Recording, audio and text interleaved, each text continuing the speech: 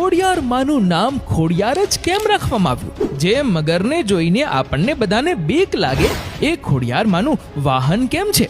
8 ભાઈ બહેનોમાં ખોડિયાર માં જ કેમ પ્રખ્યાત થયા? બીજા ભાઈ બહેન કેમ નહીં? ચાલો જાણીએ ખોડિયાર માનો ઇતિહાસ. ખોડિયાર માતાજી જ્ઞાતિએ ચારણ હતા. તેમના પિતાનું નામ મામડિયા અથવા મામૈયા અને તેમના માતાનું નામ દેવળબા અથવા મીણબાઈ હતું. તેઓ કુલ 7 બહેન અને 1 ભાઈ હતા. ભાવનગર જિલ્લાના બોટાદ તાલુકાના રોયશાળા ગામમાં મામડિયા નામે એક ચારણ રહેતા હતા. તેઓ વ્યવસાયે માલધારી હતા અને ભગવાન શિવના પરમ ઉપાસક હતા.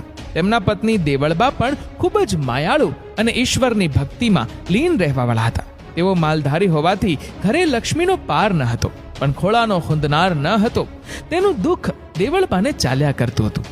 મામડિયા અને દેવળબા બંને ઉદાર અને માયાળુ હતા.